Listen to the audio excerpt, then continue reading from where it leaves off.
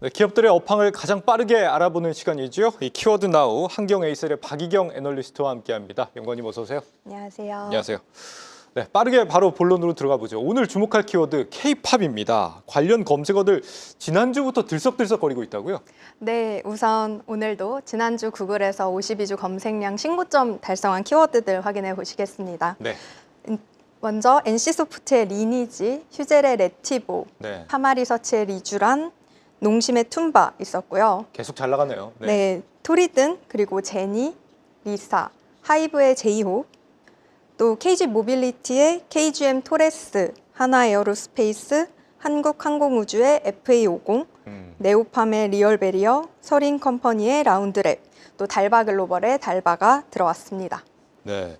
최근에 저 중에서 이제 K-팝 아티스트들을 우리가 좀 보게 되면 이 그룹이 아니라 개인이 좀 주목을 받는 것 같아요. 제니, 리사 다 이 블랙핑크인데 개별 활동 중이고 제이홉은 또 BTS 소속이 그렇지 않습니까? 맞습니다. 보통 이렇게 K-팝 아티스트들이 검색량 신고점을 도달하는 경우는 뭐 새로 앨범을 발매했다던가 뭐 큰 무대를 섰다던가 혹은 큰 뉴스가 터졌을 경우가 있는데요. 네. 제니의 경우에는 지난 3월 7일에 이 첫 솔로 정규 앨범을 발매를 했습니다. 그러면서 검색량이 급격히 늘어났던 모습이고요. 4일 만에 그 타이틀곡의 뮤직비디오 조회수가 거의 2천만 회에 달했더라고요. 또 제니는 올해 4월에 LA에서 열리는 세계적인 뮤직 페스티벌이라 볼 수 있는 이 코첼라에서 포스트 말론과 같은 날 무대가 예정되어 있습니다. 네. 2023년 블랙핑크 전체로 무대를 선 뒤로 처음으로 솔로로 코첼라에 서게 되는 거고요. 또 같은 블랙핑크 멤버 리사가 레이디 가가와 같은 날 무대에 올라갑니다. 또 보시면 하이브의 보이그룹이죠. 엔하이픈이 처음으로 코첼라 무대에 올라간다고 발표하면서 기대를 모으고 있습니다. 네. 또 말씀 주신 방탄소년단의 제이홉의 경우에는 또 똑같이 3월 7일에 컴백을 했었는데요. 아까 점심시간에 미국에서는 월요일 밤이죠. 예. 지미 펠런이 진행하는 이 투나잇 쇼에 출연하면서 신곡 공연을 보여줬고요. 4월 내내 미국 투어를 돈다고 합니다. 네, 이 정규 앨범과 코첼라 공연에 대한 기대감, 미국 TV쇼 출연 이런 것들이 검색량을 키우고 있는 이유로 좀 지목을 되고 있는 것 같은데 리사는 코첼라 말고도 뭐가 더 있다면서요? 네, 리사의 경우에는 뭐 앞선 코첼라도 이슈가 있었겠지만 지난주에 오스카라고 하죠. 아카데미 시상식에서 K-팝 아티스트 최초로 공연을 펼쳤는데요. 네. 팝스타 도자켓이라고 하는 가수와 또 영국 싱어송라이터 레이와 함께 무대에 올랐습니다. 전 세계적으로 이 유명한 뮤지션들과 세계적인 시상식에서 공연을 보여준 게 아무래도 검색량 상승의 이유 같습니다. 근데 이걸 우리가 이제 투자의 관점에서 볼 때 제니, 리사의 경우에는 지금 YG 엔터 소속이라고 봐야 됩니까? 개별 나와서 활동을 하고 있는 거 아니에요? 개별 소속으로? 네, 맞습니다. 잘 아시는 대로 개별 소속사가 이렇게 개인 솔로 활동을 담당하고 있고요. 네. 블랙핑크 그룹의 활동은 YG 엔터테인먼트에서 담당하고 있습니다. 지난주, 지지난주에 이 블랙핑크를 검색량 급등 키워드로 52주 신고점 키워드로 언급드린 바 있는데 네. YG에서 2월 초에 블랙핑크의 이 월드 투어 계획을 발표한 뒤로 일정을 계속 추가하고 있기 때문으로 보여집니다. 이 투어 도시의 팬들이 블랙핑크를 검색하는 그 검색량이 점점 증가하고 있는 추세로 생각됩니다. 그렇군요. 요즘 뭐 우리나라에도 이렇게 글로벌 가수들이 점차 많아지고 있기 때문에 리사가 우리나라 가수인지는 모르겠습니다만 이 월드 투어도 그만큼 좀 활발해지고 있는 것 같긴 한데 엔터 기업 업황을 판단하는 데 있어서 이 월드 투어를 중요하게 봐야 될까요? 과거에는 뭐 앨범 판매량 이런 것들을 좀 중요하게 봤던 것 같아서. 네, 앨범 판매라고 하면 보통 기존의 팬덤의 규모 그리고 신규 유입된 팬덤의 규모를 파악할 때 투자자분들이 앨범 판매량 데이터를 많이 추적하시죠. 네. 물론 중요한 데이터입니다만 월드 투어가 이 엔터사들의 의미하는 바가 아주 크다고 볼 수 있는데요. 특히 매출 규모 확대에 아주 긍정적인 역할을 합니다. 콘서트는 앨범이나 굿즈라고 하는 이 MD 판매에 비해서 상당히 비싸요. 앨범이 평균적으로 뭐 2, 3만 원대라면 한국 콘서트 비용이 평균적으로 15만 원 선이거든요. 또 콘서트장 앞에 부스를 마련해서 MD나 앨범 판매도 하니까 좀 추가적인 매출을 기대할 수 있는 부분이 있겠고, 또 팬덤 결속력 측면에서도 좀 한 군데 팬들을 몰아넣다 보니까 이벤트도 많이 하고 하면서 좀 팬덤 결속력도 강화된다고 보시면 좋을 것 같습니다. 이 월드 투어 수익성이 국내 투어랑 비교해서 뭐 월등히 높은 겁니까? 공연장에 들어올 수 있는 인원수는 어쨌거나 딱 정해져 있는 거잖아요. 네, 일단 뭐 P랑 Q로 나눠서 볼 수 있을 것 같은데요. 네. P 측면에서 말씀드리면 국내와 해외 티켓 가격 차이가 상당한 편입니다. 사진처럼 베이비몬스터가 우리나라에서 콘서트 열었을 때 전자석 16만 5천 원에 판매했거든요. 근데 심지어는 소속사에서 이걸 할인을 해서 이벤트 티켓가라 해서 9만 9천 원에도 판매를 했어요. 네. 근데 다음 사진에 있는 8월에 있을 캐나다 토론토에서의 공연 티켓 가격을 보시면 가장 저렴한 게 138달러 선이었고 또 제일 비싼 건 2,462달러까지도 하더라고요. 단가가 더 비싸네요. 맞습니다. 또 네. Q 측면에서 말씀드리면 네. 다음 보시는 표가 이 콘서트 진행하는 장소를 좀 규모별로 분류를 해본 건데, 제일 위에 있는 이 스테디움급 콘서트장이 우리나라에서는 거의 없다고 봐도 됩니다. 이 서울 월드컵 경기장도 경기 중심이기 때문에 공연이 자주 열리진 않거든요.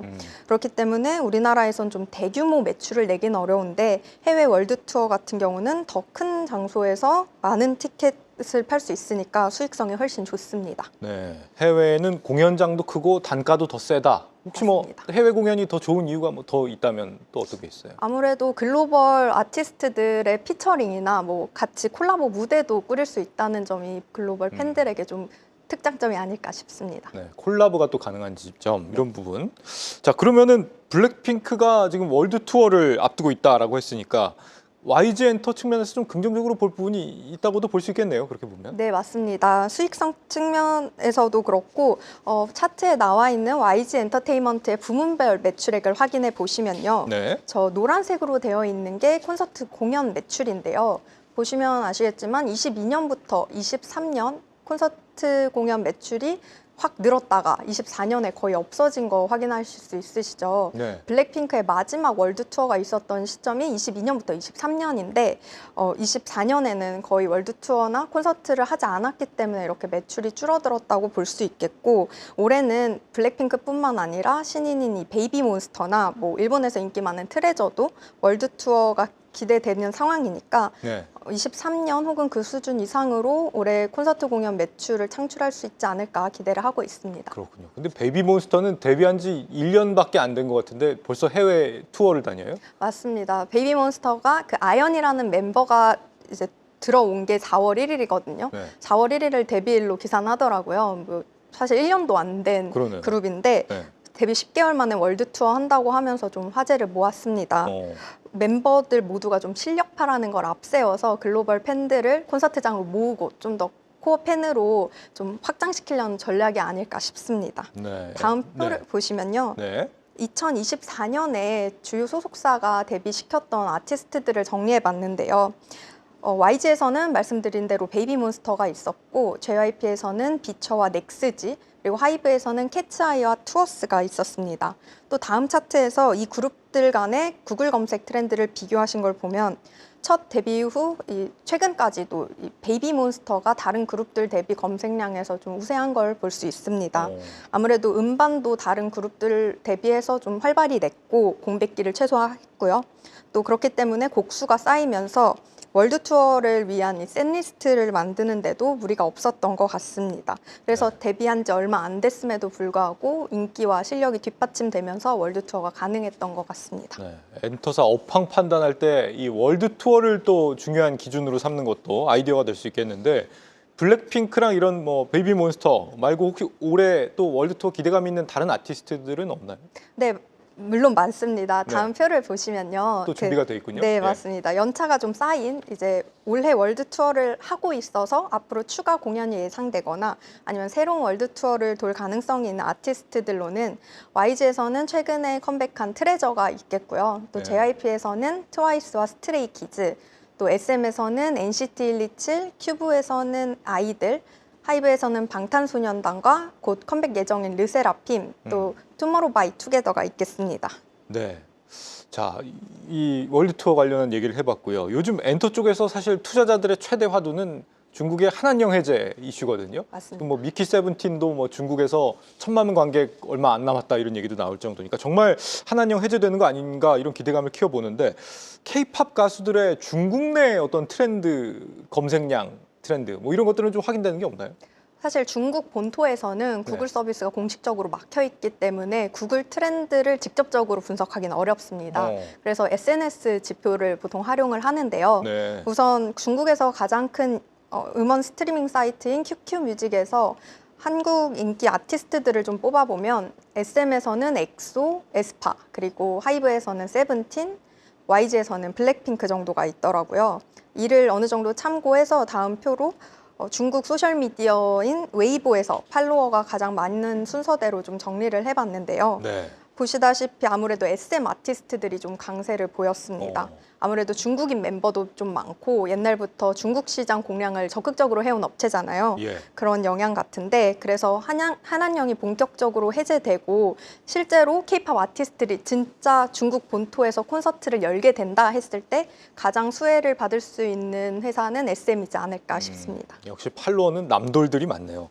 중국에서는 SM이 인기가 많다라는 게 사실이었네요. 여기까지 듣겠습니다. 한경에이셀 박희경 애널리스트와 함께했습니다. 연구원님 말씀 잘 들었습니다. 감사합니다. 네, 그러면 이렇게 알아본 최신 검색 트렌드를 활용해서 투자 전략을 한번 고민을 해볼까 합니다. 유진투자증권 이현지 애널리스트 전화로 연결돼 있습니다. 연구원님 안녕하십니까? 네, 안녕하세요. 유진투자증권 이현지입니다. 네, 최근 한 주 동안에 저희가 앞서 살펴봤더니 제니와 리사, 제이홉 활동이 전 세계적으로 큰 관심을 받고 있다라고 하는데 실제 좀 투자 관점에서도 이런 부분을 주목하고 계신가요? 아무래도 주목을 할 수밖에 없습니다. 뭐 이유가 너무 당연한데요. 실적을 가장 크게 견인할 만한 아티스트이기 때문에 그렇습니다. 그래서 지금 말씀 주신 이제 뭐 올해 7월부터 블랙핑크 콘서트가 시작이 되는데요. 엄밀히 말하면 그 개개인의 활동은 YG 실적에 반영되지는 않습니다. 그래서 이제 참고 지표상으로 어느 정도 이제 개개인의 지금 영향력이라든지 그 팬덤이 얼마만큼 올라왔는지를 보고 이제 블랙핑크 전체의 공연에서의 투어가 얼마나 더 늘어날지 이런 식으로 좀 예측해 보는 데 도움이 되고요.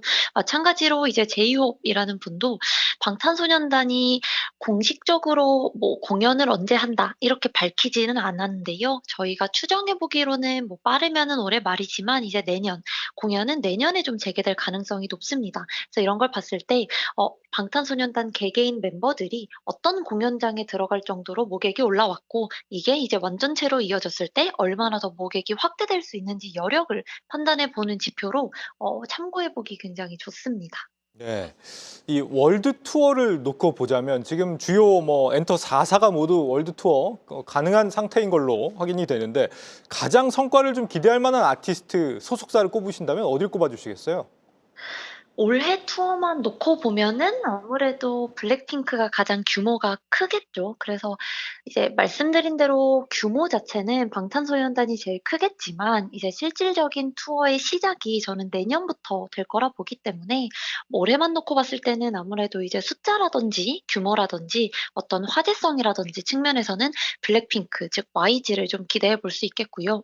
근데 이제 올해 블랙핑크 말고도 사실 다양한 가수들이 월드 투어를 다 준비하고 있는데 좀 모객 자체가 이제 작년에 했었던 투어 대비 갑자기 커진 그룹이 있습니다. 스트레이키즈라고 이미 기사에서도 많이 접하셨을 텐데요.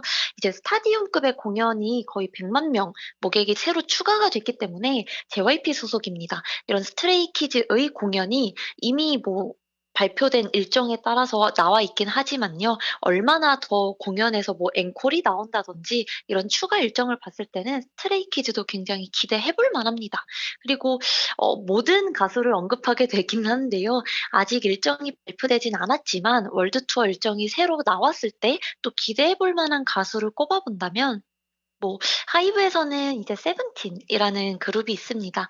아직 투어 일정이 나오진 않았습니다만 이제 2분기 때 신보가 발매가 된다면 그 이후부터 또 투어 일정이 나올 텐데 작년 4분기에 미국에서 투어를 돌았을 때 굉장히 반응이 좋았습니다. 그래서 세븐틴의 경우는 이제 올해 새롭게 발표되는 투어에서는 미국, 북미 중심의 투어가 얼마나 더 확대가 될지 이 부분을 좀 지켜서 보시면 좋겠습니다. 네, 이 중국 소셜 미디어에서 SM 인기가 굉장히 뜨겁다는 데이터도 앞서서 좀 살펴봤습니다. 마침 오늘 뭐 리포트도 하나 내셨더라고요.